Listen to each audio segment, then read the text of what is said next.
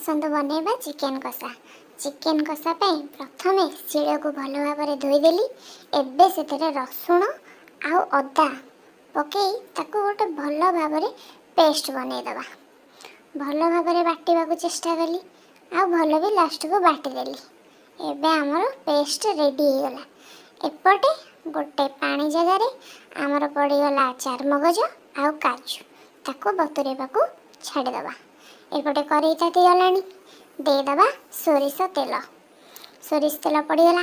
एपटे तो काजू आमर काजू को चारमगज बतुरी जाइए ताको गोटे ग्राइंडिंग जार देदबा।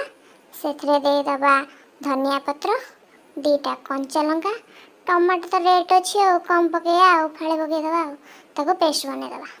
एपटे तेल ताती जाइए पियाज आउ लुण पकई ताको टिके भाजीदबा। एबे पड़ज आमर अदा रसुणर पेस्ट। एबे ताको घांटी घुंटी दबा। एबे से पकईदबा काश्मीरी चिली पकई से आलू पकईबा। आलू तो टिके सिझा टाइम नब से आग टिके आलू पकईदबा। एबे पड़ला आमर चिकेन।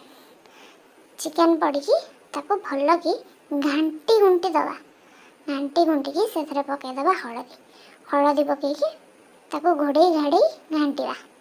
घांटी सारा पर पकईदबा जीरा गुंड धनिया गुंड आउ लंका गुंड पकई एबे पुणी टिके समय कषिबा।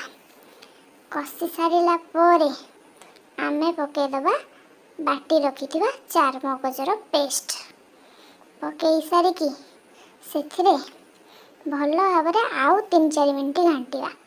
एबे आमर पड़ला कस्तूरी मेथी आउ हाँ ये पकईदबा आमर चिकेन मसला।